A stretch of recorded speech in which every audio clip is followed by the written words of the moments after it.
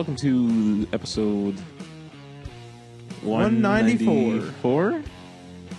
Welcome to the last episode of 2017 of There's a good save podcast. Yeah, this will be our last episode before the new year and before Christmas, I suppose. Right? Christmas on when? Monday?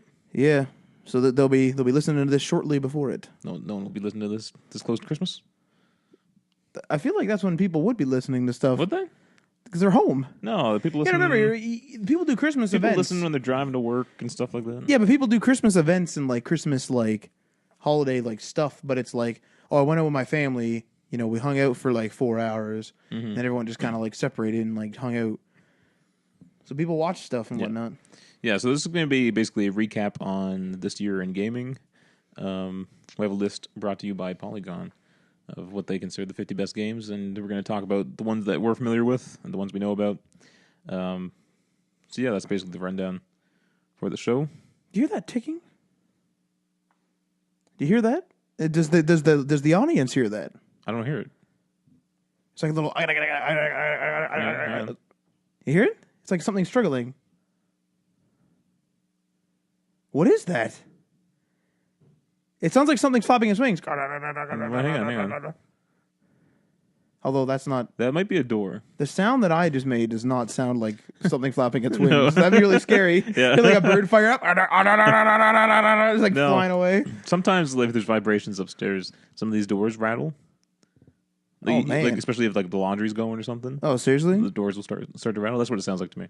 All right. Well, I don't think they can hear it. Well, they heard it vicariously through my very accurate representation. So I guess we'll just jump into what's new, Matt. What the heck was I going to say today? I had a big ol' segment. I can't remember. Playing Animal Crossing. Still playing Animal Crossing. Yeah, doing the Animal Crossing. Almost completed the holiday event. Matt Lawrence, the last Animal Crossing player. Well, no, there's other people. Come on now. Probably won't be getting that last item. As I described to you, the challenges, the daily challenges, well, the timed challenges, I should say, were like on like the lower items. So you earn candy canes, and then you use candy canes to craft the holiday items. Mm-hmm. And like on the lower level items, if you like needed to pay 80, there'd be a challenge. Be like, hey, build the jingle fence. I don't know that these are incorrect numbers, but build the jingle fence. That's 80 candy cane.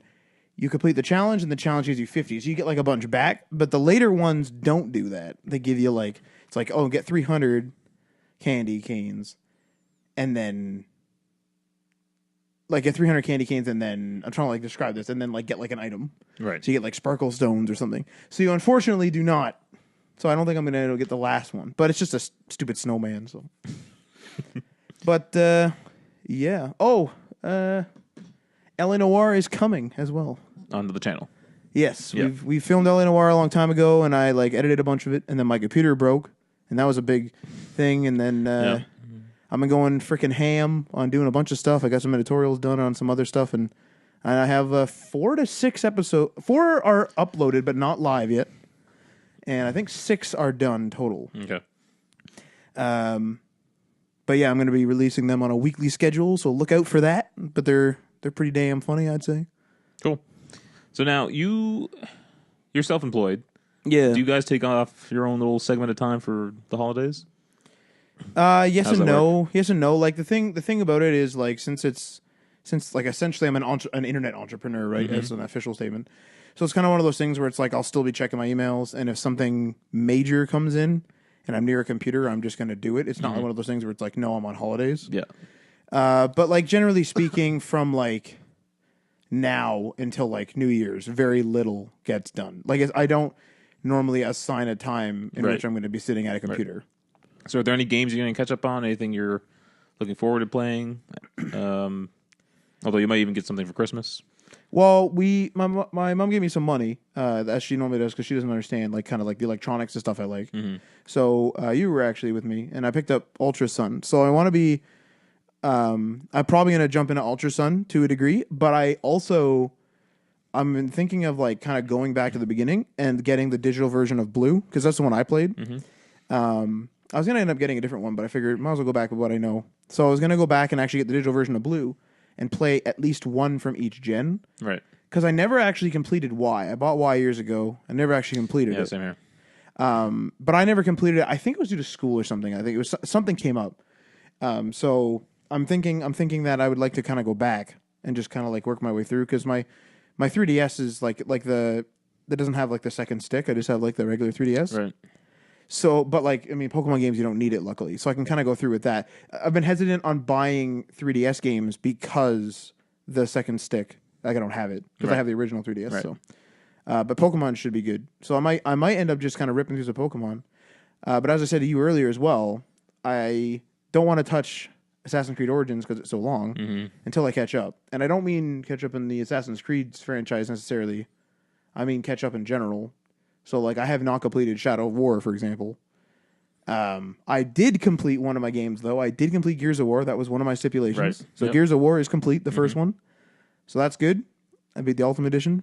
So you had not played Gears of War when it came out, or what? No, Wow. I never really played any first party. I never really jumped into any of that. That's crazy. Because, like, I never cared about, I never cared about the first party games. I was always all about, like, what am I going to be playing online and who has that console? Mm-hmm.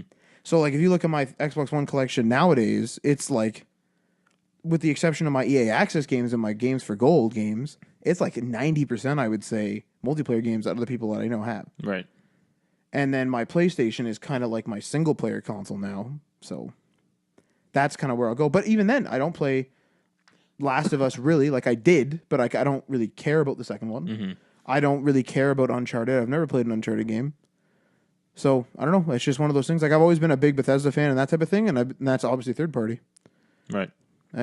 Same with Nintendo. I don't... like, Pokemon's, like, kind of first party? It's a first party game, yeah. Is that considered first party? See, kind of like because pseudo, right? Nintendo owns a portion of Pokemon Company. But I would say that's kind of like pseudo first party. I would right? say second party then at best. Right, so there you go. So second party... that's a good question. I've never questioned why there's first and then third. Like, Second is if it's like a privately or a separate company that makes an exclusive for that console. okay. So, like, it'd be like Insomniac making Ratchet and Clank. Yeah. There's a... Spider-Man is a second party title. Oh, I guess, okay, well, if Ratchet and Clank is the second party, then Yeah. that's kind of also why I went to PlayStation, because I was a huge fan of Ratchet and Clank back in the day. But I think most people would just lump that in with first party since it's largely the same thing. You know what I mean? Yeah. It's only on that console. Yeah, so Ratchet and Clank, I guess, notwithstanding.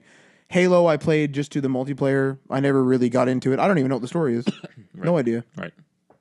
See, what I did, I came into the 360 generation late. I was a PS3 guy, just because I couldn't afford an Xbox, right? I think my PS3 was a Christmas gift, and that's what happened there. Well, we were pretty young when that stuff came out. Right, but yeah, so I saved up and bought myself a 360. It was the slim model. I'm not sure how far into the slim model we were, but I immediately went and bought all like the first party, or the games that were most recognized for Xbox. So Right. I bought like Gears, I bought Halo, and I bought Mass Effect at the I'm time. surprised that you went back, because you never want to go back. Gears, like, especially the first Gears, was like a near launch title for the 360. Right. But it was because it's because I missed them, you know. So you considered those new to you? These were massively popular games too. I'm glad I went back and played them because they're still meaningful today, right? So like Mass Effect is now one of my favorite franchises Because it's still like, because franchises are so huge now. Yeah, that makes sense. It's kind of a good investment. And when I bought Gears, Gears 1 and 2 were out, and I bought them in like a combo pack. And so I bought that, played through those two, and then the third came out, and I bought that one when it came out. Oh, okay. So you actually didn't buy the 360, like, I don't know how long the original 360 was out. I think maybe 2 years. Because they had the 360, like the Inhale. Then they had like the Elite. Right. Which I have both. And then they have, I don't have any of the Slims. So I think that it was, I don't know, I'm going to estimate about 2 years before the Slim. That Slim console design, this and the second Slim for the 360 are both fantastic designs, I think. Is the second Slim the one that came out with the Xbox One? Yeah. I do like that one. If I needed a 360, I would definitely go look for that one.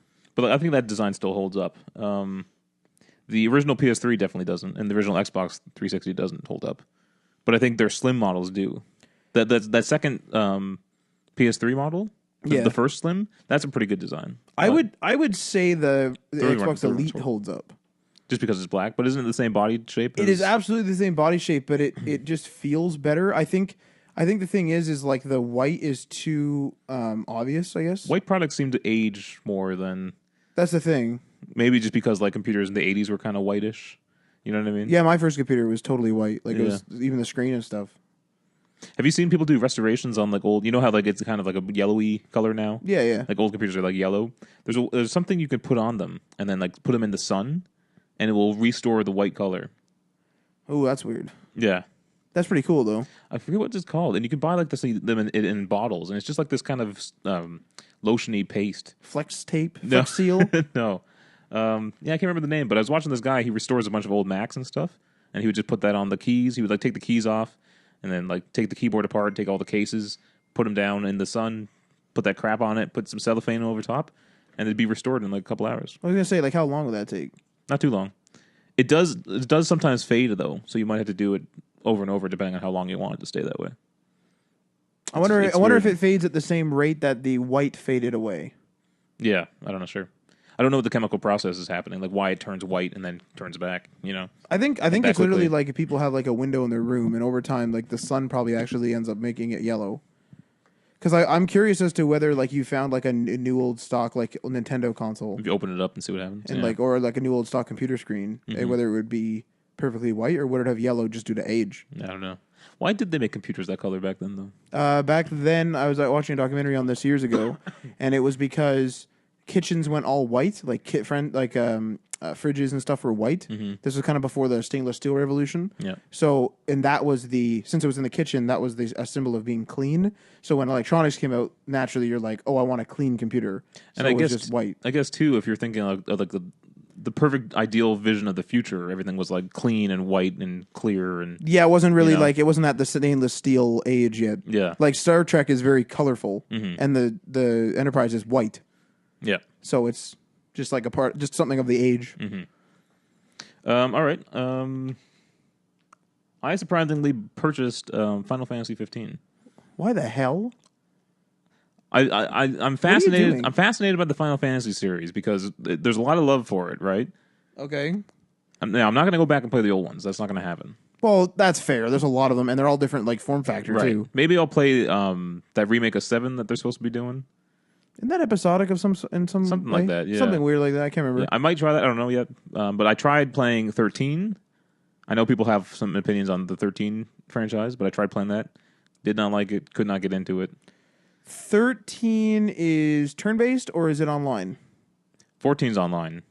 13 was with Lightning, the purple-haired girl. Okay. Wait a second. It wasn't. Yeah, it was turn-based. I think it was turn-based. Is this the car game? The one that you just bought? 15 is the one with the car. Yeah. One with the car. Yeah. I have played that one. You have played that one. Not fully at all. Not even in slightly. I Okay. played like an hour and a half. The reason why I decided to try again with the Final Fantasy series is I know this one didn't get maybe like stellar reviews. I think it got pretty average, like good, average to good reviews, you know? Yeah. But I did hear that it was more open to new players. And so that's why I thought I would give it a shot. And from what I'm playing now compared to my experiences with 13, this combat system is a lot more friendly to someone who just wants to run in and hit some buttons. So you've actually played this game now. Like I started today. How far did I you played get? maybe like 3 hours, maybe. Have you gotten to like the car broke down and then That's the beginning of the game. slight spoiler you get it fixed? That's the beginning of the game. Yeah, the very beginning. Okay, that's what I did. There's a tutorial thing you can skip. I played them because I really needed to know what to do. Right. You go off on your mission. Instantly, your car breaks down. Title screen. You're getting it fixed. I can't believe that you of all people would buy Final Fantasy. Most of all because you have a bunch of games on the queue right now. Yeah. But in addition to that, you don't like. I don't think you like Japanese games and like because they're a totally different style than Westernized games. Right. Nothing against Japanese games. It's just nothing that connects with me really. Well, it's a different style, like whether you like it or not. But again, I wanted to know what people love about this franchise. It's 15 games long. Do you know what I mean? So that's pretty incredible. The characters are pretty corny in this game. I'd say, yeah. A lot of eye rolling, and it's just like they say the weirdest dialogue. This is what I mean by like that's a part of like the Japanese culture. Yeah. Like in terms of the Yeah. games, like right? In terms of the combat and the gameplay and the world, I'm enjoying it so far. You are Yeah. enjoying it more than Wolfenstein because you did the same thing in Wolfenstein. You went into it because it was so like acclaimed. Yeah, because the first one, everyone was talking about the first one. Not new first one, I guess I should say. Like the one that was a couple years ago. I tried that one. I didn't like it at all. The combat's weird. The aiming's weird. The guns don't feel good to me. It looked bad. That first Wolfenstein game looks bad. This new one has like a much better look to it, graphics The wise. first one's a few years old now, though. But even like, do you remember like the facial animations in craft? It was weird. There was something off about it. It's definitely its own style, Yeah, for sure. and this is a single player game, so I wanted to support that as well. That's like Bethesda's thing now, right? Yeah, so they're really pushing that. So I want to support them in that journey too. So I thought I'd buy this one, and I'm having the same issues with this game as it was the last one. Doesn't feel good to play to me. This is what I told you before. Is like because you were saying, oh, it's like I want to get into. You didn't like the first one. You're like, I want to get into 2 because people love it so much. Mm-hmm. But I think I was the one that said if you didn't like the first one, people loved the first one, and this one may have like blown up more than the second. Mm-hmm. But the second game is going to be like the first because of the fans of the first. Right. But I wanted to give it a fair shot. I'm going to An continue. $80 shot. Yeah, that's fine. I'm going to continue to try to play it. I've set it down to the lowest difficulty, just to try to save my ass. Yeah, trying to save my ass, just so I can get through the story, and we'll see where I go from there. You know what's really bizarre is I had a hell of a time with the first game. I borrowed it from you. Mm-hmm. And I couldn't beat it. Like, I kept dying and dying. And, like, admittedly, I wasn't playing it religiously. I was playing it maybe once a week. Mm-hmm. Just trying to get through it. I got pretty far. I don't know how close I was to the end by any means, but I was pretty far into it. And honestly, frick that game, man. Like, I couldn't beat it. Like, I ended up giving it back to you because I just got, like, stuck at a part and I was like, the heck with this. Right. And, like, Anthony was just went through it, like, in, like, a couple days. He's like, what? He's like, what do you mean? And I was like, what the hell do you mean what I mean? Like, I was getting killed. Like, I was having trouble going through these levels. He just like went through it. Just like, whatever. Yeah. I don't know. Maybe it's... I speculate it's like... Maybe he played old shooters, and Wolfenstein, to me, is very reminiscent of the old type of shooters with, like, picking up health and stuff. Yeah. So maybe that's just... Maybe that's it. Like, maybe it's just... If you're into the old shooters, you're gonna like Wolfenstein. Probably. Yeah, I think it's for a certain type of player. Which is weird, though, because the people I see on Twitter and stuff, like other game journalists, they're saying everyone should play this game. I don't think it's meant for everyone. Because clearly, me and you don't like it. Now, that's a small sample size, but... I think it's one of those things where it's like... It's almost that Mario effect again. Or the Nintendo effect. Where everyone's like, oh, Mario is so revolutionary. It's a freaking side-scroller, dude. Like, there's indie, like, side-scrollers that, sure, maybe they're not as, like, polished just because... Mario is a AAA title, and they're an indie developer. But there's a lot of indie side-scrolling games that have more mechanics than Mario ever had. But just because it's skinned in, a different world, because it's not Mario, people are like, oh, that game, 7 out of 10. But Mario, 10 out of 10. Like, I've never seen a better game than this. It's like, are you sure? Then are you sure about that? Like, I understand you may have had, like, a lot of fun with it, but are you sure that Mario was a 10 out of 10? Yeah, I'm not doubting that it's a great game. I'm doubting that it's that good of a game. I'm doubting it's a 10 out of 10 because the nostalgia, I think, is hypnotizing people. I'm curious. If we could like wipe everyone's memory of Mario, Right. Let's say we could, everyone on the planet, even Nintendo themselves, right? We wiped everyone's memory of Mario and all evidence of Mario games ever existing, okay? And then introduced Super Mario Odyssey to the world. Yeah. See if it would sell as well as it did. I think it would absolutely sell. I don't think it would sell as much, even close to what it did. It's a fascinating thought, and I think a lot of people would disagree with us and probably like get angry at us and want to send us horrible emails. Go ahead, please do. I'm not saying it's a bad game. I've not even tried it, and I want to try it because of how much people are loving it. I played it. Is it good? See, this is the thing: is Tim brought it over with his Switch, and I've never played as the. No, I have. No, that's a lie. So we were playing 2-player. There's 2-player in the game. But all I was able to do was control the hat, which is a useless feature, essentially. Right. And then I kind of like took the reins and I was just, messing around for fun. I went to the city level because that's kind of the iconic New thing. Donk City? That's it. And I was kind of messing around. and it's fun. Like it is fun. Like admittedly, like it's not a bad game. That's not what I'm trying to say. But like, is it revolutionary just because like the platforming is solid and stuff? No. Like it's not revolutionary. It's super fun. Now they could be judging it on other Mario games. It's a revolutionary Mario game. But you can't do that. Like that's like saying you're comparing new Sonic to old Sonic. Yeah. Like that's a like I mean in terms of the actual like Well, it's funny because like people get angry when you compare like the new Sonic games to the better Sonic games. the old ones. Yeah, or like you compare new ones to the bad one that was out a couple years ago, whichever horrible Sonic game was out. I should say that I'm okay with the comparison like that, but like what you were saying is like the actual scale, like they're rating it in comparison. I don't think that's fair. I don't think they're rating it in comparison because like Well, this is the whole thing. This is where just rating something in general is a bad idea. Giving it 10 out of 10, you know, if you take that away, then I'd be fine. It's a great game. I accept that. You know. yeah, I like the just a review, like just literally go over it. Or I like a pro and cons because I can take a con and make it into a pro, or I can Right. take a pro and make it into a cons Right. in my own account. Some guy might love the fact that it's Mario. I might take that out of the pro and make that a con for me. I don't know. But so many people love these games though that I want to truly try myself, you know, and it's probably me missing something. You know what I mean? But this is my thing. Is like another great example is the other day I was playing with Tim and another one of our friends, Reed, and we were playing Mario Kart.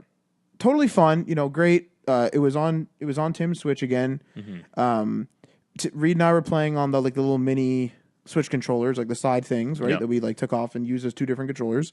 And then Tim had the Pro controller or whatever the equivalent is for the Switch. And it was Pro. I don't know if it's called the Pro anymore. I'm not sure. But you know, like a regular controller. And it was super fun. Like I have no problem with it. Like absolutely no issues with it. But like I have a like you know, we went through I think all the tracks, maybe we didn't. I don't know, right? I'm not an expert. But like, you know, once you've raced a bunch of the times, like how much content is there? Like Tim justified it as like he's gone through every CC, like all the difficulties and all the tracks and done it. But it's one of those things where it's like, is that revolutionary and amazing? Like I love how Forza gets flack. I understand because of microtransactions and stuff. But Forza gets flack for like messing up like the tiniest detail when they have like, you know, a million things going on because it's a simulator, but yet like Mario Kart, which is just like, here's like, you know, I don't know how many tracks there are. Here's 30 tracks or something. And here's 3 or 4 difficulty levels. And like, you know, oh, you can change your wheels on your kart this time. Like, how is that revolutionary? Like, it is fun, but like, how is that revolutionary? And I'm not going to be entertained by going through the game being like, oh, I'm going to beat it at 50cc. Now 100. Now 150. Now 200. Like, what am I doing? Like, how is that? Like everyone's like, oh, there's so much content in these games. I could beat this game in 10 like on 5 different difficulties, and there's this many maps. But I'm like, really? Like, but yet you bitch at like a Bethesda game because you're like, oh, they like have Creation Club, which I don't agree with. Like, I don't agree with Creation Club. Right. But anyway, take it back to this. But like Bethesda games have so much content, but yet Well, you're doing okay. Mario Kart over and over again. Here's what I think, and now I don't know. Nintendo games are they're largely meant to be fun games. Okay? Their purpose is to be fun, Yes. right? Something like a Bethesda game, yes, it's supposed to be a fun game, but there's also all these features you're supposed to take advantage of in those games. Absolutely. And so they get judged on individual features because that's part of the game. The set of features. Yeah. Whereas a Nintendo game, you're supposed to have fun. So are you having fun playing the same tracks in Mario Kart? If the answer is yes, that makes it a good game. But are you like my one of my things that I always judge games with is drive. Am I driven to play it again? And my thing is like if I owned Mario Kart myself and I went through Mario Kart once and I did beat all the tracks on, you know, 50cc whatever, the lowest difficulty. I beat all the tracks. I'll play that game single or split screen after, right? I'll play that game multiplayer. That's fine. But I'm not going to be going back through with the other difficulties. I don't care. I don't know what it is. I don't know. maybe it's like what I'm even kind of realizing right now is maybe it's like games like Fallout and like I don't know, not to keep in the Bethesda train here, but Wolfenstein and Shadow of War, maybe those are more experiences, and maybe a Nintendo game is like just that. It's a game. It's almost like It's something you throw on to have fun. It's almost like a board game, Yeah. but digital. Right. I don't know. Maybe that's the thing. Here's what I'm fascinated by. I don't see anyone else in the games media. No one ever criticizes Nintendo for anything, really. See, I don't like that. I mean, they do for like the Wii U was obviously a bad decision, console, and people will criticize that. But the games are always held to a high standard. Now they could have an amazing track record, and as far as I can tell, they do of making great games. Yeah, and their bad games do get criticized. I'm not saying they don't, but there's no one else out there who's saying what you and I are saying. You know what I mean? Yeah, it's rather bizarre. It's like what's happening? Like what's happening in the gaming universe? Like what? This is what we're talking about. We talked about this on another show. Is we want to see like 20 years from now, when you have a kid who was born today, yeah, entering the games market or the games media business. What's his opinions on Nintendo going to be? Now he may have grown up with a Switch. Maybe they got him. See, in that case, he would probably like Mario in that. That's what I'm saying. So maybe Nintendo's got it locked. But no, the thing is though, is Nintendo was huge when we were kids. There was still Sega and that type of thing. So some people grew up with that. Right. But in the grand scheme, nowadays, like they could grow up with a million different things. They might have a PlayStation, they might have a DS, and not even play Mario. They might just play like third-party games. Mm-hmm. There's like sky's the limit now. There's thousands of games for them. But I feel like there's so many gamers now who are Nintendo fans that they'll raise their kids on Nintendo. Because, that's a good one. That's a good point. It's nostalgic to them. They want their kid to experience that. That's a good point. They'll buy them a Switch or a DS or whatever. It might just become it now might just be a gamer tradition to always give your kid a Nintendo product as their first console. Yeah, because when you think about it, if you're a parent and you have like a 7, 8, 9, 10-year-old kid or whatever, right? You're buying them a console, and you want to look at the games that are available for that kid. PlayStation and Xbox don't look like that great of a console for a kid. You know what I mean? I know parents who would throw me under the bus for this, is with the exception of maybe like GTA, because it's pretty extreme. Mm-hmm. Like I'd let like a kid do whatever.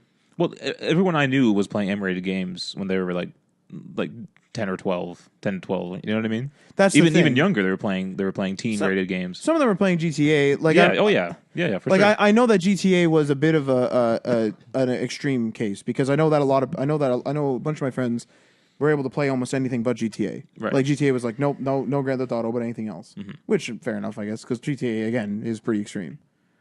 But as a parent, though, when you're looking at these consoles, here's Mario, colorful, fun character, no swearing. Rated, I would say that's rated E for everyone. Pre-10. Right. That's what I'm saying. But at like 11, what games would you give your child that's on PlayStation or Xbox? Now, back in the PS1, PS2, and maybe original Xbox days, there were more fun games. There was like Ratchet and Clank. Sony had child-friendly games back then. You know what I mean? You know what? That's a damn good point. If you have a Ratchet and Clank game come out every year, when I was a kid, like I used to play a game like a million times. Yeah. And I didn't care. But nowadays I get like bored in an hour. Mm-hmm. Just because I guess we've been through the motions. That's a really good point. Like, what does Sony have for kids now? Knack. But I don't know if that's connected with the kids at all. There's a second one. So. But I only think the first one sold well because it was one of the few titles that was available at launch. I don't think I've ever heard anyone talk about Knack. I have one person that owns it. I know one person that owns it. That's it. There's a sequel. I'm aware of that. And when people played it, they said this feels like Crash Bandicoot. It could be the kids' next Crash Bandicoot game. Yeah. But again, it's hard to judge when you're older. We're not in that kid space anymore. You know what I mean? I mean, racing games is a good one. Yeah. Kids like racing games, stuff like that. Yeah, one of the first PS2 games I played was Gran Turismo. It's probably freaking Minecraft. You got to remember here, we have games as a service available now. on Switch? Yeah. Oh, yeah. Even on the DS. But it has to be the new 3DS. Or the new DS series. But, Yeah. You know what? Minecraft is a game as a service. That might be it. The kids might just be like, you know how much crap you can do in Minecraft, especially as a kid? Mm-hmm. I bet you, like, it's literally like, oh, I'm just going to play Minecraft. And I bet you a lot of kids only play that, and they, like, play that for years. How much longer do you think until Minecraft 2? I don't think it will happen. I think it will happen. I don't think it'll happen because there's a new version of Minecraft already for Windows 10 that works synonymously with the one on Xbox. How different is it from Minecraft? No, it is the same. But what it did is it instead, you know how there's like the Minecraft Xbox 360 edition? Yeah. There was a Minecraft Xbox One edition, and then because I bought that, I was entitled to this new Xbox or this just new Minecraft edition, which essentially is like the Windows 10 edition, as far as I understand it. And Windows 10 people can play with the Xbox people, and I think they can play with the Switch people. Don't quote me on that. And then I think Adriano was telling me that the Pocket edition is no longer the Pocket edition. It's just Minecraft, and it can play with certain platforms too. So that's what I mean. I think that I can see them making a Minecraft 2.0. I don't think it'll ever become Would they sell 2.0 or no? That is a good question. I'm just thinking because I imagine 1 is still making them millions and millions of dollars. Plus, there's subscription fees for easy to set up servers now. Yeah. So I imagine they're still raking in the dough. But imagine Minecraft 2. I would probably pick it up. You know what I mean? Well, I mean, I still play Minecraft on occasion now.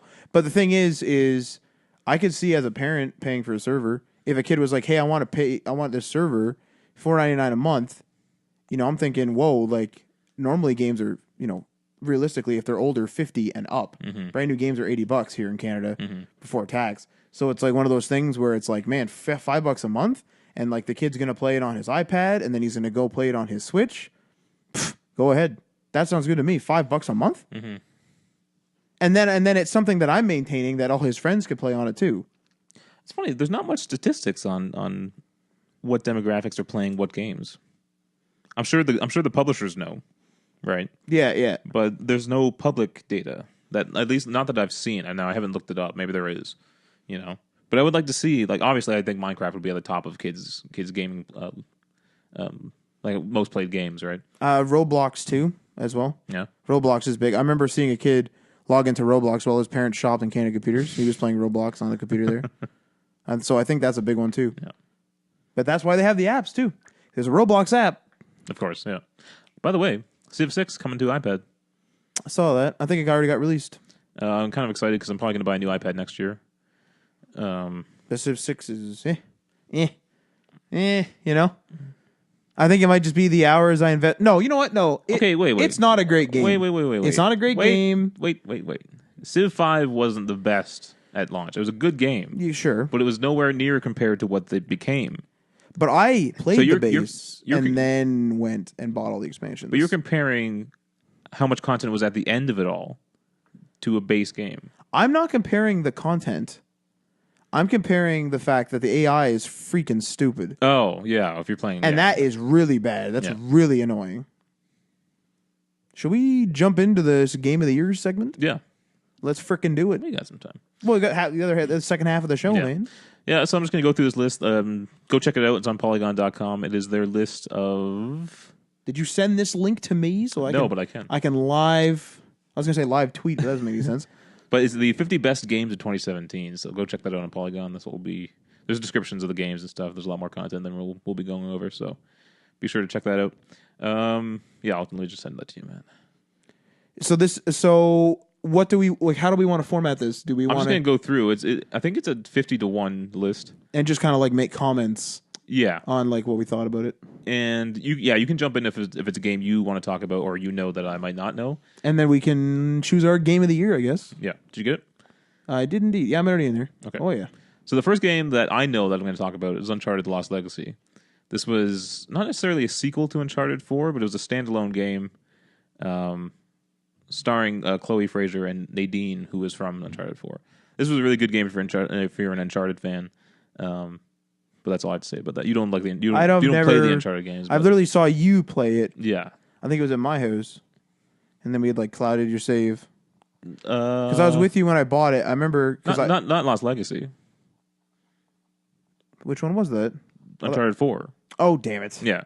Okay. This was like a little side game. This proves how much I Do not know about Uncharted, eh? But yeah, if you're an Uncharted fan, pick that up. That's a good one. Talking about Nintendo, number 48 here, Snippers Clippers, played that multiplayer as well.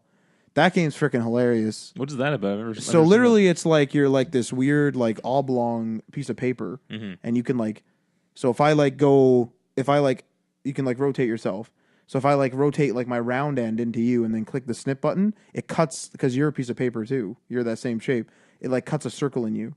So what happens is like you have to like make each other into gears. So like somebody will like snip one person into a triangle and then like snip the other person into a gear, or like snip each other into like a hoop. So like you shoot the ball and the guy catches it. Like it's pretty fun. It's really fun multiplayer.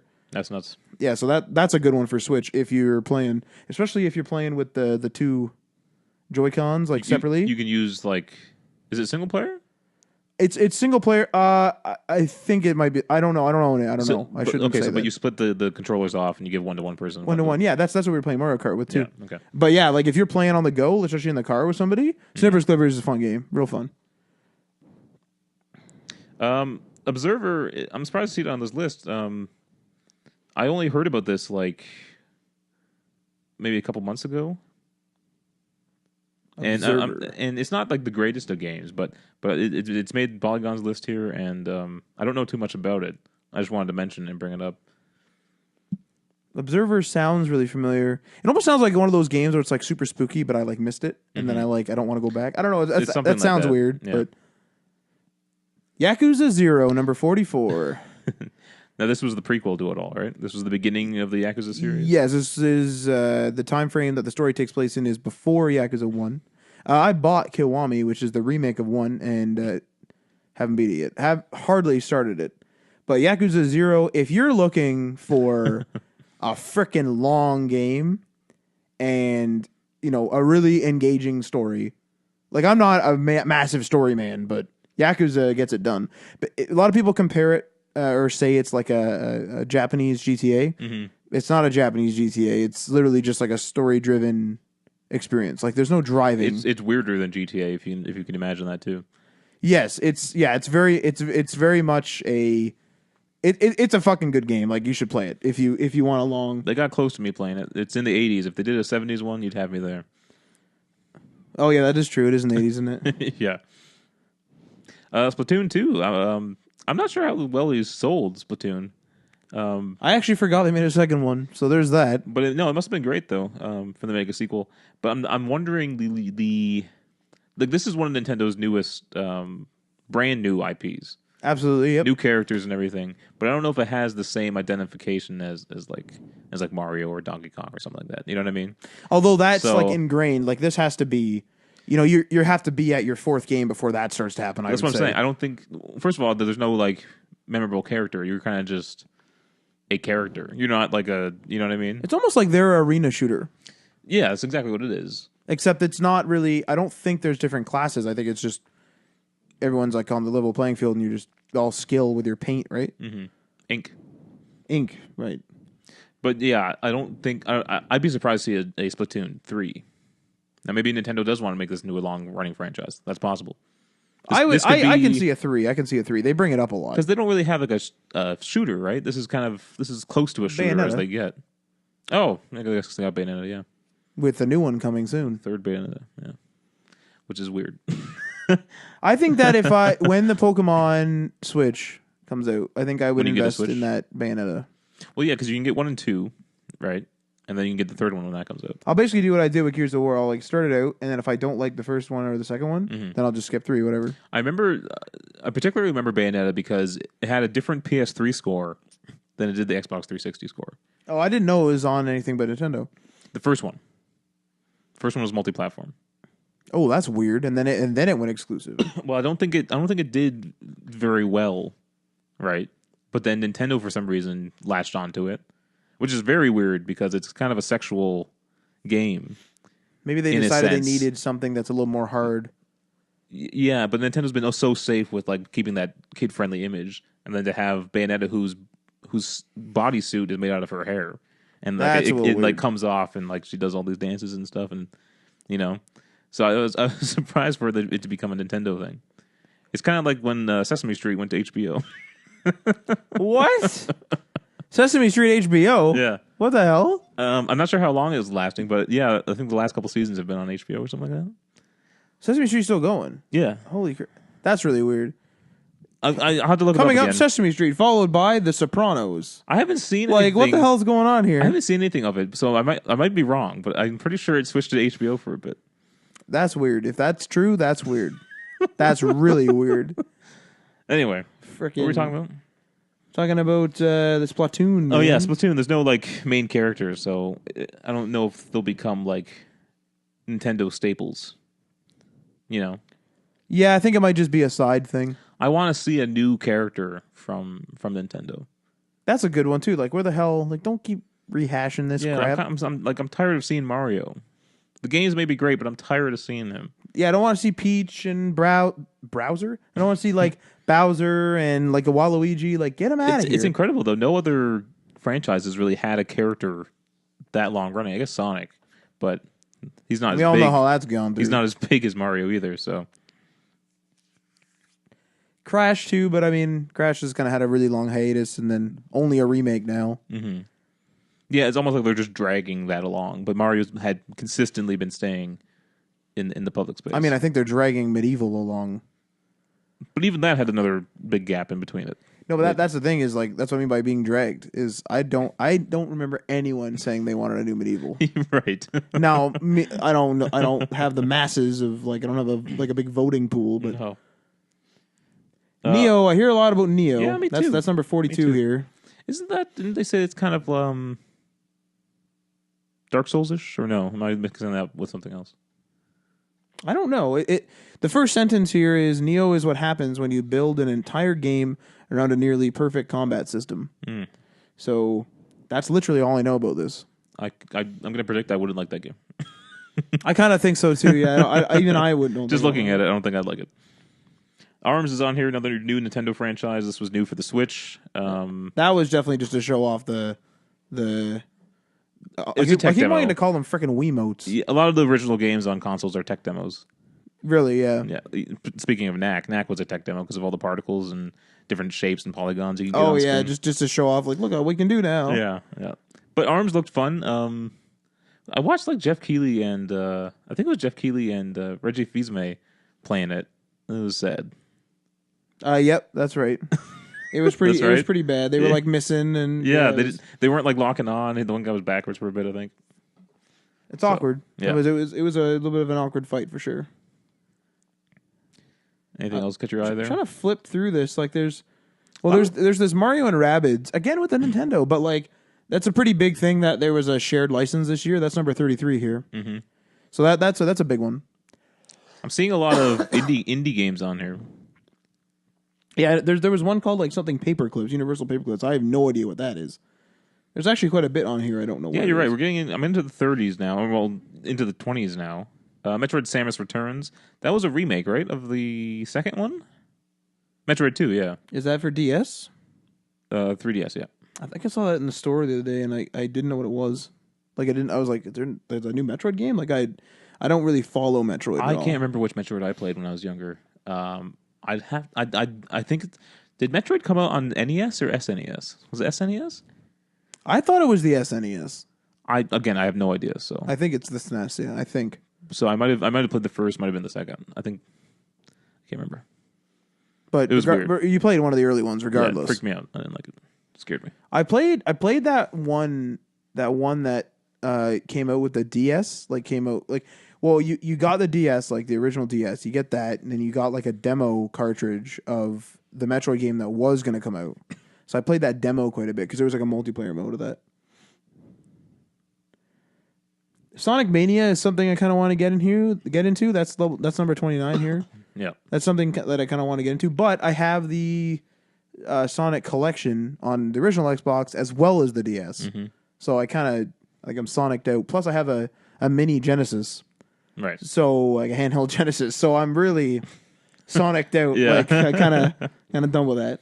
Hellblade: Senua's Sacrifice. This was a fascinating game. Now, I've kind of been a fan of Ninja Theory since Heavenly Sword, which was like I think a close either launch day or close launch day for PS3. Right. I really enjoyed that game, and so I've been kind of paying attention or keeping an eye on Hellblade, which was announced like a while ago now, and it turned out to be a fantastic game. I'm very happy I decided to download it. What's fascinating about this though is Ninja Theory decided to forego publishers Right. and publish it themselves. So they had to find funding and they had to do everything themselves. They built their own capture studio, their motion capture studio in their offices. They had to buy all their own tech, learn how to use it, learn how to code it. They did 3D audio recordings because in the game you have schizophrenia, right? Yeah. And you're hearing these voices, and so if you wear a pair of headphones, you'll hear voices in like a 360 degree That's pretty around your crazy. head, and like voices will come in, they'll fly past your ear and stuff. So I definitely recommend playing this with a good pair of headphones on. You did it with the Sony ones, right? No, I bought those because of this game because I used like some crappy, well not crappy, but some like just wired pair of headphones, and then I bought these PlayStation ones. So like you didn't get like the surround sound then, did you? No, you still get it. Oh, okay. Yeah, Because it's separate channels and different ears. yeah. They're like they the way they use like the audio or like the levels to kind of make it sound like it's 3D. Yeah, yeah. Yeah. But yeah, it was fantastic, and they did a lot of work with like psychologists and stuff like that to really dissect how people with schizophrenia feel and how they hear the voices. And people are saying that it's pretty accurate. And people with this disorder are saying like people understand what I'm going through now because I showed them this game. You know, That's pretty scary, actually. yeah. So it's a pretty powerful one. She won best voice acting at the Game Awards. Well deserved, and she's not even an actress, so it was incredible. Yeah, that was she was pretty excited at the Game Awards for And sure. it's only $40, so go pick it up. Didn't they say it's like the return of the B game instead of the A triple A? The double or the something like that. Like double A game or like A game, not or like that. quite indie, like not like low. Not saying that indie games are bad, but like I wouldn't say this is indie game, no. But this is like it's what THQ used to be essentially. there you go. That's a good Yeah. That's a good way to put it. Dirt 4 number 28 here. Kind of I never played it, but I've always been interested in it ever since like Flat Out has been taken away. Oh man, Flat Out was great. Flat Out was great, right? Yeah. Yeah. So I've been always kind of interested in it, but then it's one of those things where it's like I think it's a simulator, so like I don't really know. I always loved car games where they had damage on the cars. Now it's pretty standard nowadays, but back then when Flat Out was out, that was a pretty unique thing to have a car take that kind of damage. Yeah, for sure. Like otherwise, it would be like like a door panel falls off. And that'd be it. But like I remember Flat Out was like you can get crunches on your car in different angles and stuff. It was pretty impressive. It's pretty crazy in GTA. There's some damage that like hardly ever happens. Like you can lose a whole wheel, but like I've only had that happen like 3 or 4 times. You got to be going fast too. and right? it's gotta be a real bad accident. What's like, funny, if you see an actual car accident, cars just explode. Pieces go everywhere. They're yeah. completely damaged. It could be the lightest touch and just destruction everywhere. But in like games, it's like you can bang up pretty good and still have a car left. I think it's because like you're supposed to be like Drivable. taking liberty with like Yeah. You're not supposed to be like, oh man, I gotta be careful. I gotta get my like freaking insurance here. Remember when Marty hit that cow? I'd never seen a cow GTA? on a road before in that game. Yeah, he's like cow, then Yeah. boom. I've never even knew there were cows in that game. Yeah. Freaking leave it to Marty to like do stuff in a game that like no one else could like find. It's like a movie too. He's just going down the road on his bike, and then the cow's just there, smashes into it. like what happened? Like it's the most ridiculous. Evil Within 2 is on here. We played the first one that's up on the channel if you want to watch our Let's Play of it. I'm interested in the game. Here's the problem. I like the universe of horror games, but I don't want to play them because I don't like horror games. I wasn't scared of Evil Within at all. No, after a certain point, yeah, it just becomes an action game. But the thing is, though, is that game, like,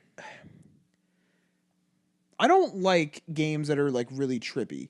Yeah, and that one goes nuts. like Evil Within, like I'm fine with games that like where you have visions, and I'm fine with stuff where like you get like a little bit tripped out. Mm-hmm. But like games that are as trippy as the Evil Within, holy crap! There's like cutscenes that just keep going, and even like I think we discussed it in our E3 episode.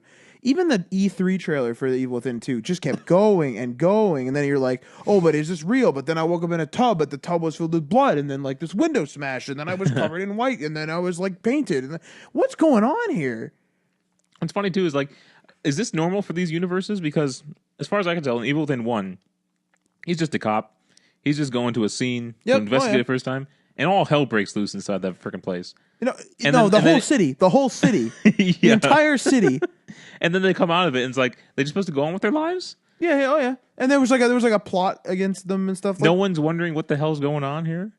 You know? yeah, no one's like awkwardly scared. They're just like, oh, we just live in this universe now. It's like every night or every day when you wake up, is it just like fuck up? Like, I'm wondering where I'm going to be tonight. Right. Like, you know, Yeah. frick, man.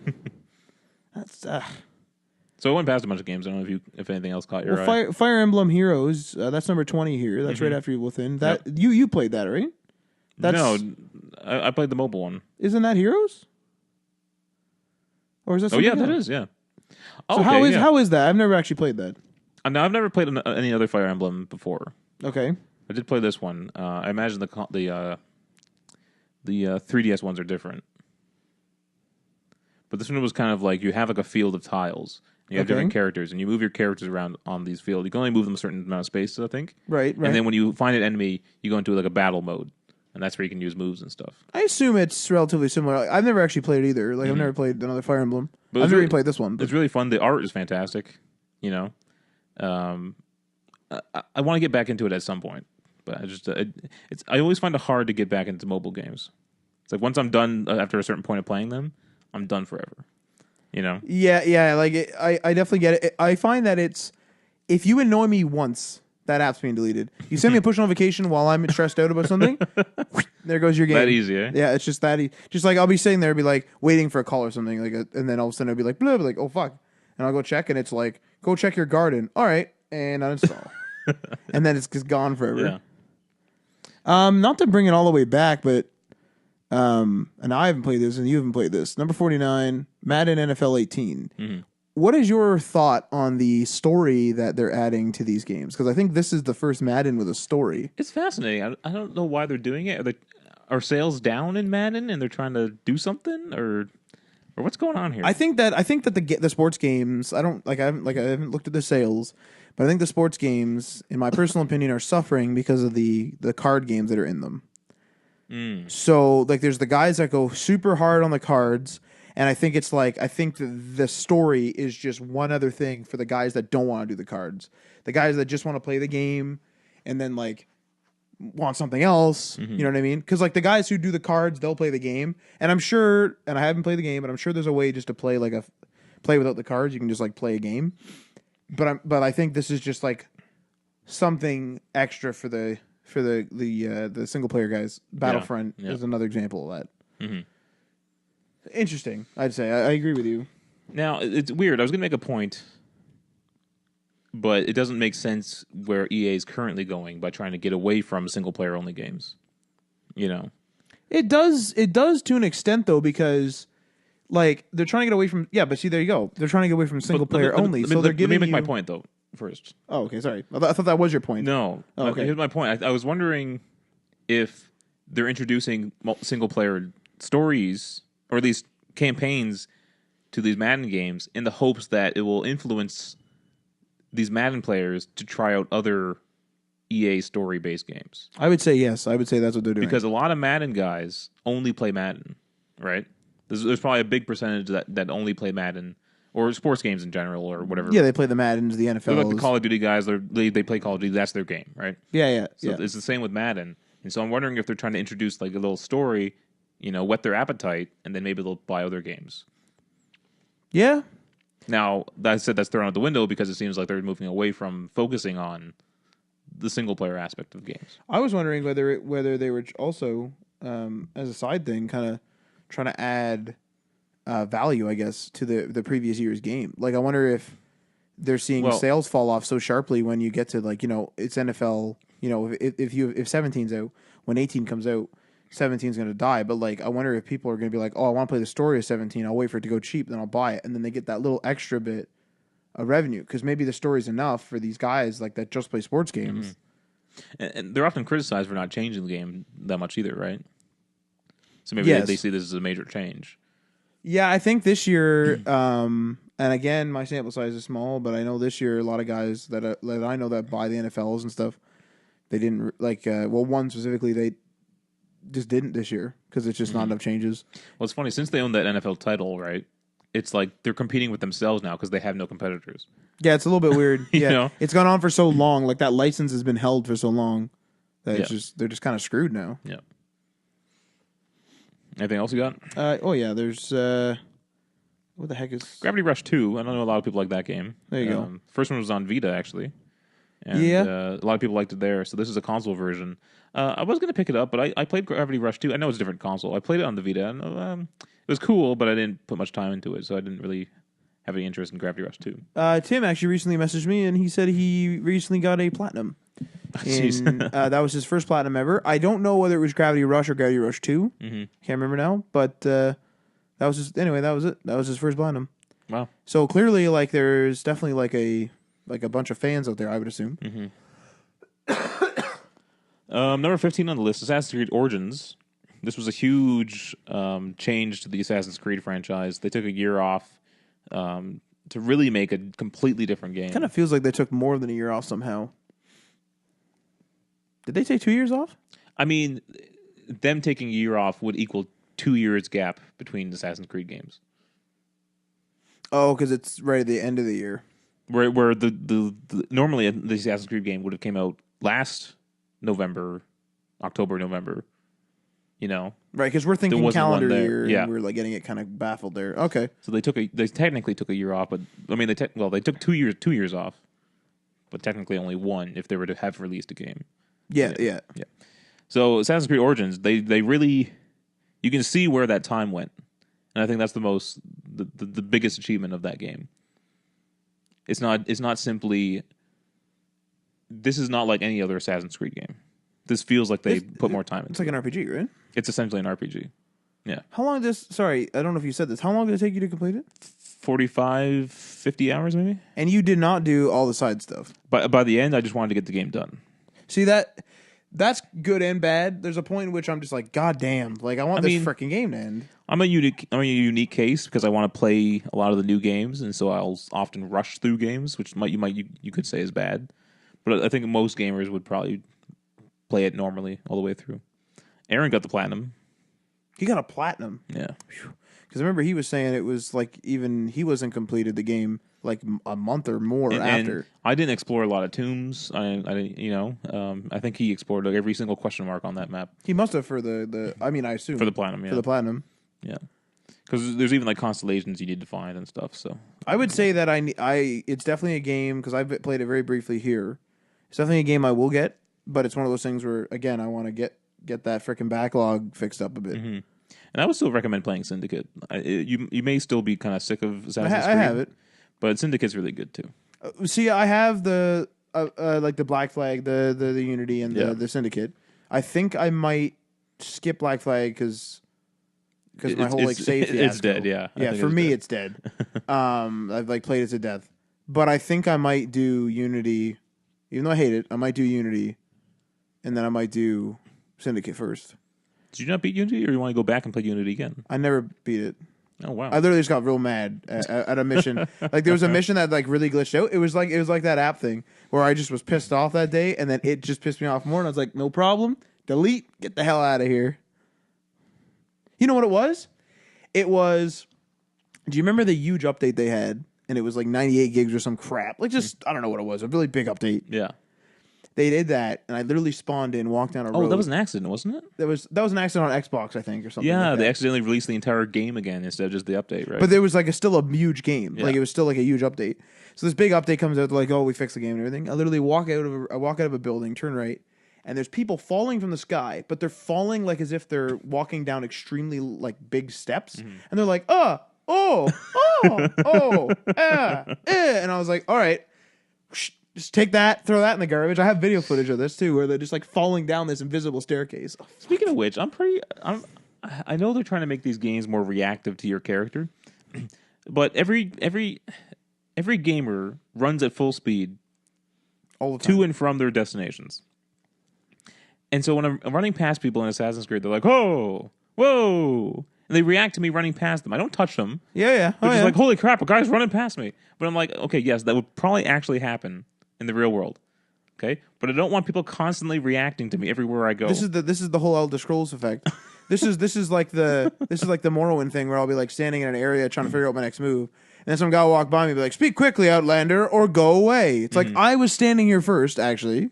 So get the hell out of here. And when you walk past like a guarded area, and there'll be like guards outside the entrance, you won't even go into the zone where they're defending, and you run past them and be like, "Hey, you stop!" And you don't, and nothing happens. Yeah. Why'd they want me to stop? Yeah. And what would happen? Yeah, come on now. If I did stop, nothing would happen. Yeah, they'd be like, "All right." Oh, they don't- push you a little bit. Don't have them tell me to stop. Yeah. Oh yeah. That's a Anyway. good point. There you go. Cuphead. That's a big one. That's a big one for the year. I wish it came to a Sony platform, but Would you buy or play it? no. But Marty was interested in it, and then he doesn't have access to it. You got to buy that Xbox. What Remains of Edith Finch? Never played that. That got a lot of talk, though. A lot of people like that one. You played it, right? No. Which one did you play? Which one did I play? There was like a really weird like open world game like this. Like a walking sim? Yeah. There was Gone Home. No, you played it. It was something after that, There was the sequel. Not the sequel, but the second game from that studio. which is I can't remember the title. Tacoma. something Ethan Carter. Oh, you bought that for me, I think. Really? The one where you're just like walking on a beach or something like that, right? No, that's something else. Damn it! It's on the PlayStation. You played it, and you told me about a payphone bit. You like answered a payphone in like an abandoned town. The vanishing of something. Is that what it was? The Vanishing of Ethan Carter? I think so. I never finished that. Damn it, man! Well, here's the problem. When I first played it, there was no sprint button. Okay, And you just you just said that gamers always want to sprint. Yeah, this was a much debate though. Like it took you so long to get anywhere in this game, and so it removed my desire to explore. Because you don't want to freaking take 4 hours walking down a hallway. So by the time they added, I was already done with the game. Sucks. That really sucks. That's really unfortunate. And I'm not even sure what happened. I heard the ending was crazy. Maybe I should look it up and look through a Let's Play or something. That sucks. Yeah. Destiny 2. I love how this is number 12 on the list of, let me reiterate, the best 50 or the 50 best games of 2017. And their first sentence here is, on paper, Destiny 2 is the most generic flavor of video games. Dime store sci-fi meets boardroom approved monetization in a package that tries to merge the two most exhausted genres of the past decade. This is the first sentence, by the way. The first-person shooter and the online role-playing game. That's the first sentence. But still. That's a real read long... the good part though. They go into why it's good. Absolutely. What elevates Destiny 2 above its contemporaries is its feel. And it does feel great. And there's a bunch of other writings here. Yeah. But it does feel great. It does. See, this is the thing is I think Bungie would really benefit from no longer making games. I think that they would seriously benefit from selling a game engine. Well, no, it out. because I just think they're good. The Destiny universe I like the characters, I like the design, I like the worlds. It's just the content they're missing. And but they didn't learn. They didn't learn. No, they didn't learn. But they switched from being a multiplayer, single player, linear first person shooter to this open world RPG type of thing. But they did this with Halo. With what? What do you mean? How do you know what's happening in the Halo universe? Do you know what the Flood is? Do you know what anything is? No, but what I'm saying but is... they did. It's the same thing again. In terms of like lack information? Yeah. Or?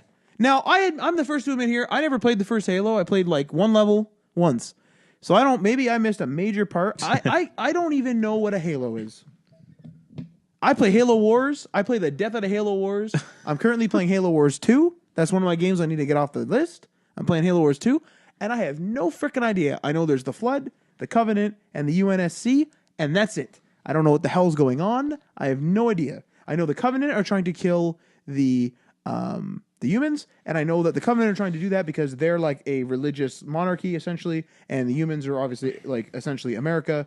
So, like, they did it again. They left this stuff out. Here's what I'm getting at, though, okay? Destiny 1 was a fun game. Okay. Yeah. The bad part of Destiny 1 was its lack of endgame content. Okay. Destiny 2, fun game. Bad part, lack of endgame content. Okay. Yes. I don't know if they should be doing this. I think they should have a A to B game. Destiny should have just been A to B. When you hit B, credits. Okay. There would be no flack against them for not having no endgame content. This is the thing, is I would absolutely agree with you. If they didn't do this before. The first Destiny, we played it a lot because we were anticipating a lot of great content. Mm-hmm. There was that whole like price scandal where every time a big expansion came out, the other stuff essentially became free because the whole bundle was the full price. Yeah. So there was all that. But like that was a major, in my opinion, like a major issue, a major wall in terms of me investing in Destiny. The freaking second one comes out. They listen to us with the story, right? Mm-hmm. The story, people say, oh, mundane. No shit, it's a shooter. Like, get over it. Like, right. You're not going to have like a Degrassi level, like freaking emotional experience. I think we were hoping for that, though. No, that's ridiculous. You're not going to have a Degrassi level emotional experience. I'm not talking Degrassi, but I was expecting more than here's big bad guy, and then you kill him. I really liked the campaign. I thought that was cool. That it was good. For the first time in a Destiny game, I was like, I'm going to kill that bastard. Yes. I wasn't just like, what the hell are these things? No, yeah, you're right. There was a clear defined enemy and goal. And you know what they should have freaking did? They should have had a bunch of crap come out, and then the next expansion should have been another story but a different enemy with like some new multiplayer mechanics. And the next one, same thing. Next one, same thing. Do that. Do like generic shooter stories. You know, you're cleaning up parts of the galaxy and you're adding more activities. But instead, we got very little activities in the game. We got stuff being locked out, which may be fixed now. I'm not sure. Like, what's going on here? Yeah. You know what you're doing wrong. Yeah. All right, we're running out of time here, man. Well, it's the year-end show. We're going to go over. It's the way she goes. So we're into the top 10 now. Wolfenstein 2, New Colossus. We've already talked about that. Which you've talked about, your favorite game. If you're into that kind of game, if you like the first, this is probably a good game for you. So there you go. Horizon Zero Dawn. Fantastic. Probably one of my favorite games of the year. There's another game on the old list for me. I watched a bunch of people like just like highlights of their kills. I think I need to like spend more time with that game because people would just go out like hunting in that game and just like hunt stuff. I was getting chapped by like the smallest like creature. It's like, what the fuck's going on here? I was getting like my ass beat. Like it was bad. So I think I need to actually restart and just play Horizon Zero Dawn during that time. Yeah, because sometimes in games, like if the enemies are annoying to fight, you'll try to avoid them. I found in Horizon, I would actually like engaging. You go after them. I was scared of them. I couldn't do it. Like I can't kill them. And especially at the end game when you have like your full arsenal and everything's upgraded and fantastic. You know, it's great. I will say that the game, like, there's like a big slight spoiler alert. There's like a big door that I don't know what's behind. I am like to this day genuinely curious as to what's behind that door. Yeah, a good story too. Yeah, it's a good game. Prey. I'm surprised it's this high on the list. I don't. Prey. I've heard a lot of people say it's really great. That's weird. I don't think that one. I remember when the reviews came out. I didn't think they were that great, but I still want to pick it up. This is another Bethesda game, right? Yeah, this is a Bethesda game for sure, and Arcane Studios. See if it's on sale, and I might pick that up too. Yeah, number 7. That's a pretty high ranking for it, for sure. I kind of expected it on this list, but not that high. Oh, here's Persona. You were saying some guy on IGN loves this game, right? Persona 5 is number 6 on the list. Strangely. Persona 5 is number 6. This game, this game's probably not for you, Matt. This is probably Degrassi. Yeah, I'm not playing Persona 5. I don't even know what it is. I'm not playing it. Is this Degrassi? Yeah. Is this that damn high school game? Yeah, that's what I'm saying. Oh, yeah. Yep, this is Degrassi High. Yeah. Resident Evil 7. That's number 5 on the list. We played a bit, and I enjoyed it. I thought it was really good. Yeah. Not a game I would buy and play myself, but legitimately scary and great graphics. I really like the graphics, except for the facial animation. They look like pasty, waxy kind of looking things. Yes, I would say that needed a little bit of work. Although it kind of added to the creep factor on the old people. So I wonder if it was done for that. And in the age of where we have HDR and all these like fancy colors and stuff in games, and we have these massive vistas with flowers and mountains and blue skies, this game is very orange or brown, one tone kind of look to me. You know what I mean? Yes. Now it's a horror game, so there's obviously gonna be that filter on there to try to creep you out more, right? But even look at this picture here. That's a creepy. There's one color. You know what I mean? I like one that. palette of colors. You know what I equated this to? I equated this to the effect of like the old instant Polaroids that wouldn't last, and when they start to age, I kind of get that vibe Okay. from this, and I think that that's kind of intentional a bit myself. Yeah. Near Automata. Never played it. Yeah, I've heard people talk about this one too, though. But yeah. That's number 4 on the list there. Yeah, I don't know if I'll check that one out or not, but And of course, what's number 3? Super Mario Odyssey. We've talked about We that. talked about it, but come on. Player Unknown Battlegrounds. Now, PUBG just became version 1.0 on Steam the other day. It's a little strange that an early access game is getting so critically acclaimed. And it got review bombed. For what? I What don't purpose? know. I tried to find out. I went in and it was like, you know how it says like positive, overwhelmingly positive, whatever. I think it said like mostly positive or something like that overall. And then it was like recent, like mixed. And I clicked on it, and it has like the review bomb thing where it's like, we detected a high amount of whatever. I have no idea what it was for. And of course, wait. Have you played PUBG? We should talk about that a little bit. No. And I'd be afraid to. It is scary. Like I remember playing it. And I was like afraid because I was like getting the map was closing in on me. So I like just barely made it back. And I was like, all right. I'm like, there's a couple houses down here, and I had just come from like a village. So I was like, oh, it's probably safe because people would be running around and I'd be able to see them. Nope. There was like some sniper sitting like way in the back of like a barn and just absolutely laid me out. I didn't even see him. I don't even know where he was. Just like, well, okay, there it goes. But it definitely spun off a new genre. The Battle Royale genre is alive and well now. Yeah. Due to PUBG. And I think there's still word of it coming to PS4 at some point. PUBG? Yeah. Maybe. They're pretty quiet about it, obviously, because they're partnered with Microsoft right now. And Microsoft wants you to think that it's only on their console or on Windows. But if it comes to PS4, that'd be a fun game to play. I know Adrian was excited for it too. Oh, really? But he should get it for his PC. I better say, shouldn't he just Yeah. want to go on PC? Yeah. So tell us what number 1 is, man. And y'all guessed it, The Legend of Zelda: Breath of the Wild, the most revolutionary RPG experience known to man. Game of the Year on the Game Awards. What's that? Game of the Year on the Game Awards. God. I understand that it looked cool, and I have never played it, so like I can't say much. This is a departure for the Zelda series. Yes, but again, Slap any other character in Link's place. and everyone's like, "Oh, this is just an RPG with basic mechanics."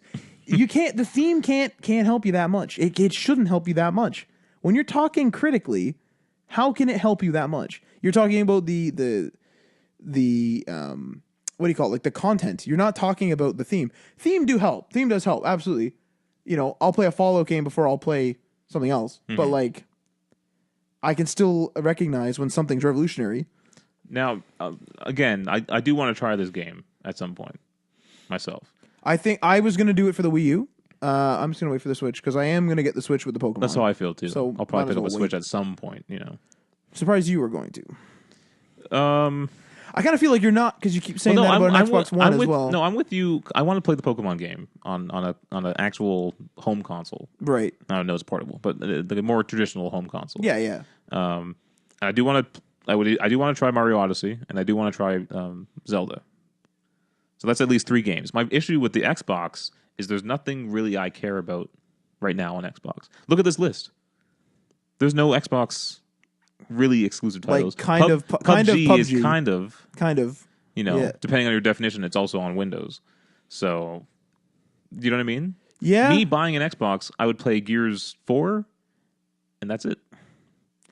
Halo Wars, right? I don't think I'd pick that up. No, You wouldn't play Halo Wars 2. no. And what's the most current Halo that's out? I don't even know. Halo 5 Guardians, I think. And that came out what, a couple years ago? I thought it was last year. I thought it was last year. So maybe I'd play that. I don't know. Probably not though. So me buying a now $250 to $500 console, depending on which Xbox, that's not worth it for one game. But the Switch, I have potentially 3 games I want to play. So that's why I'm struggling with buying an Xbox One. My thing. Well, yeah, the Xbox One is a problem for you because there's really good deals on the Xbox One S. Mm-hmm. But I saw one today. You want the X, well, which is a problem because I haven't Yes. seen that on sale yet at all. it wouldn't be because Not yet. it's brand new. But yeah, I saw the One S, sorry, for $239 today. That's a pretty damn good price. That's a fucking good deal. Yeah. And I think it did come with the game even too. I well, think there's that other one. $250. That was a Boxing Day thing. Yeah, so but $250 and you get 3 or something games. if I can buy that online, I'll do it. I'm telling you right now, you have to. I ain't going to the store at 4 a.m. No. Best Buy's site shuts down and a timer shows up and it says we're getting ready. That timer, I think it's different every year, so no one quote me on this, but I think it opens up that night. So you know exactly the time to be on their site. Right. So if you can do it and claim your fucking Xbox and do it quick, you should be okay, because a lot of the time they have, especially with consoles, like I said, it's shocking. Right now, you can get a Switch anywhere in our area, in store. At least at yesterday's check. I think I checked today for the Switch at Best Buy. I think it was available. And it's available. So I think that you have a good chance if that's what you're after. If that's what you're after, do it. I don't think it is going to be an online thing. Because it's a Door Crasher price, right? I don't know if it said that. Wasn't it part of the Door Crasher section? See, that's a good question because they have an online-only button in their flyer. I wonder if a Door Crasher just means it's only available for like Boxing Day or like, because there's different deals, right? Like a lot of different stores will do Boxing Week, sometimes do Boxing Month, sometimes. Yeah. But like Best Buy will have, December 26th only, December 26th, 7th, 8th only, and then like, there's also the Boxing Week. Yeah. So Door Crasher, I don't know, but Door Crasher might mean that day or the first couple of days. Yeah. If I can buy it online, I will buy that bundle. Seriously. Yes. I think you get ready, man. Because I like sit and wait on the Boxing Day sales stuff. Yeah. So. And the problem with the One X is I don't think there will be a price drop anytime soon. Like even within the next year. Because the PS4 Pro has been out for a while now. Yeah, and probably not. There hasn't been any price drop on that yet. No, yeah. Because it doesn't sell nearly as many as normal PS4s. Yeah. And so I think they just keep the price where it is. Yeah, honestly that Xbox One, like, think about this. That's $250 for a whole console. That's less than a graphics card on a PC. That's insane. Yeah, that's insane. I would like to pay $300 to $400 for a One X. Well, if you get this S, are you going to get the X? No, that'd be a waste. It really would, right? Yeah. So this is if I can get it, then it'll be fine. Fucking do it, man. Pretty good. Watch some 4K Blu-rays for once. There you go. Because you got a 4K TV. Because the stupid PS4 Pro who invented Blu-rays. That's really weird. Somebody didn't even put it in there. That's stupid. Anyway, that's it for this week. Do we want to announce our game of the year quickly? Well, I haven't really had time to think of it. I also don't know. What would be your game of the year, Ryan Johnson? The pressure is on. If I had to, off the top of my head, it would be Horizon. Horizon Zero Dawn? Yeah. Yeah? I think so, yeah. You're going to hate me for this one. Can you guess what my game of the year is? You're going to hate me for this. Why? I think you're going to hate me. I have no idea. I keep coughing now. I'm too nervous. No idea. No, you got to know. Is it going to be Fallout 4? No, it can't be. You could just say it. It's your game of the year. No, it can't. It can't be. No. It has to come out. It has to have been released this year. What have you been playing this year? I'm trying to think. Yakuza? No. Although that's probably number 2. That's probably number 2 this year. That was a fucking good game. I don't know. I think it's COD World War II. Oh, okay. I don't hate you for that, but they finally did it. It's a hilarious decision. They finally went back to World War II. I think that's the one. I thought you were doing like the unfortunate noise. No. My, like, dun, dun, dun. Well, yeah, it's the Call of Duty song, so it is unfortunate. Damn it! Killed my throat. But yeah, COD World War II. See, this is the nostalgia thing getting you. Yep, hit me. There you go. The thing is, though, is I don't know if it's so much nostalgia as me saying like I didn't want them to leave the genre or like the World War II scene ever, and then they did. So like ever since. What's going to be a really weird transition is the next game is probably going to be Future, Black Ops 3 or something like that, or Black Ops 4 or whatever the hell they're on. No more Black Ops. Do a different one, man. And I heard, I don't know if this is true or not, but I heard that what's the guy who did this one? Sledgehammer. I heard they didn't want to do a World War II game. They wanted to do Advanced Warfare 2. No. Why? Because you get to invent new things when doing Advanced Warfare. With World War II, you have to go back and be historically accurate. But their story was cool. They got a real actor. Story was great. Yeah, hell yeah. but I think they wanted to write their own thing, do their own thing. You're probably not wrong. And Activision was like, no, we're doing World War II. I think I messaged you. I was playing Winter Siege the first week. Then Carrington 24/7 was out for free. Or Wintery Carrington, if there's any difference. And I told you, like, the instant it loaded, I didn't even think. I was just like back in COD 2, and I like did my like run pattern. I was like, what the fuck? Where am I? Like, I just like muscle movement over there. I was like, oh my god, I'm in this house now. Like, what the hell am I doing? And I didn't know it was that map too. That was a revelation. Chinatown? Yeah. Carrington is Chinatown, which is Carrington. Me and my bandmates, we played a lot of Chinatown. I can't believe you didn't know that. Yeah, because it looks completely different, and I completely forgot about that map too. But once you said that, I'm like, oh my god, it's all appearing now. You know? You're like, no, it isn't. And you walked out, you're like, oh my god, this is Chinatown. So that was incredible. Well, there you have it. 2017 season concluded. Runner up would probably be Hellblade. That's your number 2? Yeah. Damn, they did a good job with that B game, eh? Christ. Yeah. Whatever they call it. It feels like a AAA game, but it was made on like a AA budget. A THQ budget. Yeah. There you go. Merry Christmas, Happy New Year, Happy Holidays, and we'll see you guys next year if you're even listening. And look out for that LA Noir. Yeah, check out our channel, youtube.com/Day1Patch Podcast. And you can visit all of our old Let's Plays and old podcasts. You can also find our podcasts on iTunes and Google Play Music. Oh, they're still going up. No, but you can go to the backlog of if you're listening to this on iTunes, you can go to our YouTube channel or iTunes. Oh, and then they can start at the beginning. Just go through all our videos, watch them all. Do it up. If they're on a playlist, just let it play. You don't even have to watch them. Just give us views. Hell yeah. All right. Just listen on every service and like subscribe on every service and like everything. Just keep them running. Yeah. All right, we'll see you guys next year in 2018. Peace.